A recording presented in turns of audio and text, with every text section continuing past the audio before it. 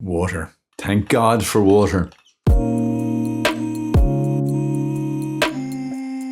So St Francis, St Francis, he tried to treat everything as if it was a page of scripture, as if it was something that could help him lift his heart to contemplate God.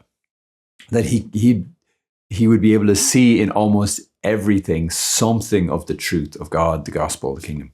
As an example, I'm going to use water. A couple of things about water. Water, if you pour it, it's always going to go to the bottom. See that? Well, that's gravity, I suppose. But it goes straight away. It'll pour it, so you pour it on your hand, it'll find the quickest route down, right? The efficiency of it all. You see this in the Holy Land. The lowest place on earth that's not under the sea is actually at the Dead Sea.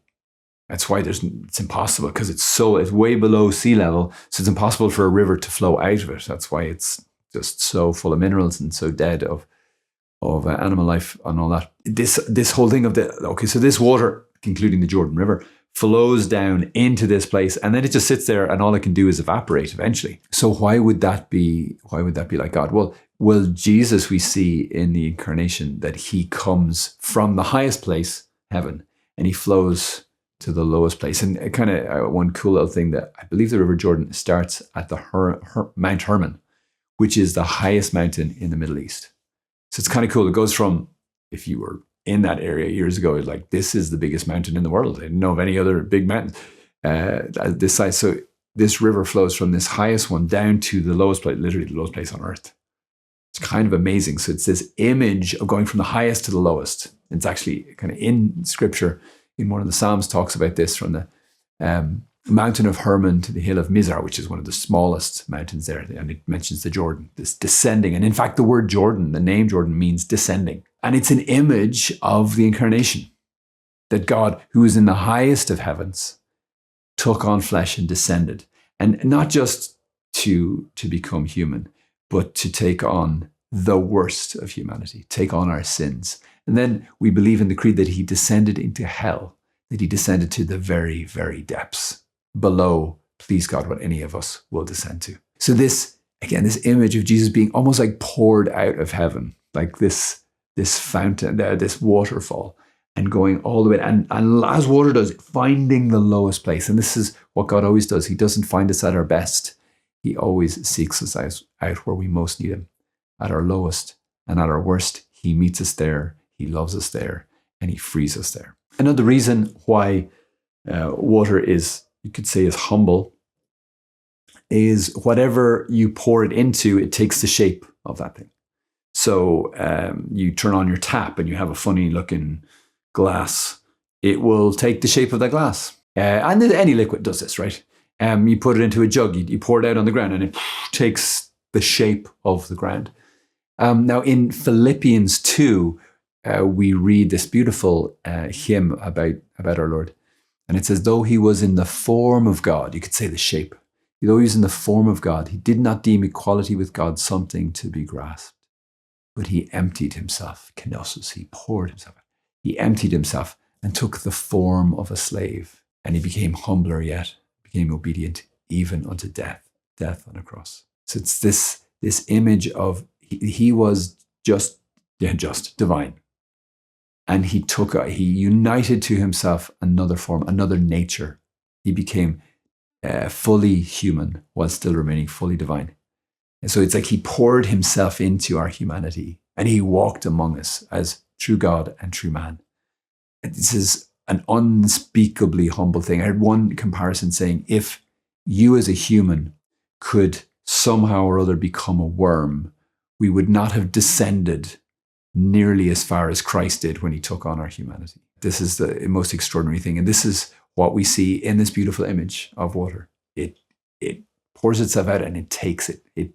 Whatever form it's poured into, it takes. Okay, now something else that's really cool about water is when you freeze it, it expands, right? Its frozen state, when it turns into a solid, is a little bit bigger than when it is a liquid. They use this in safe cracking. Freeze water, it expands and it can shatter even the door of a safe. And this is exactly what it does. and it blows the thing off the hinges. And this, for me, what this speaks of is what Christ did when he descended into hell. On Good Friday, he died, and on Holy Saturday. And he went, we do believe that in the Creed, he descended into hell to free those who were captives of the devil, who were the good and the just, and to overthrow the power of the enemy.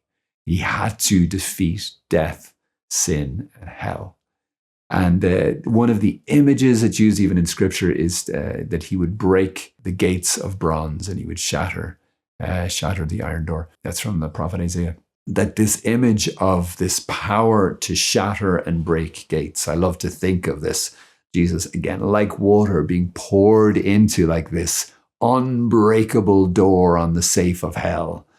And then he just reflects as that like ice, as it forms, as the water freezes, forms, expands, and nothing can stop it. It's like this unstoppable force of nature. And so too, Christ, this divine person in this humanity, achieved this almost impossible feat of victory for us. And then, of course, water rises. I think of this every time I boil a kettle.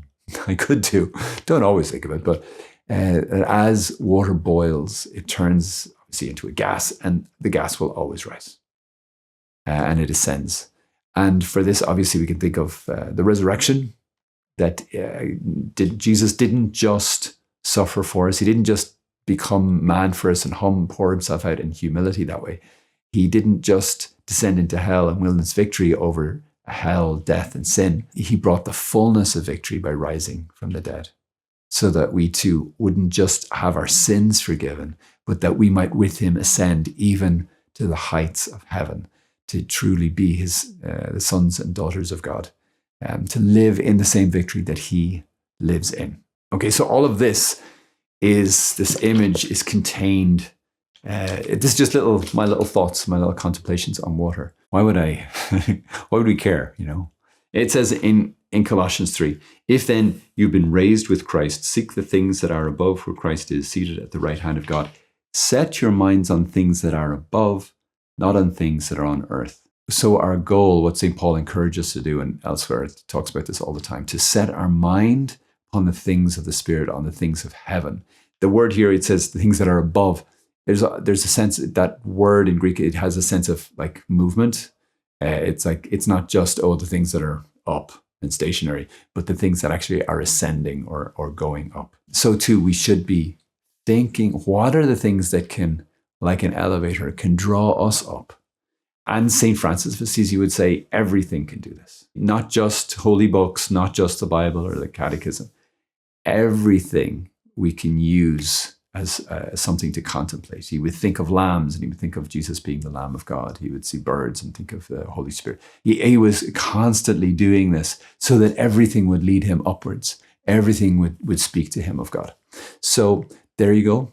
There's one little thought, that this thought might draw your heart up, and that you, all of creation, might draw your heart up closer to God. God bless you. Let's pray for each other. Bye-bye. If this episode blessed you at all, helped you pray, get closer to God, would you consider helping us keep doing this? Become a member. Just think about it. Information's below. Just take a look at the information and see. And thanks. God bless.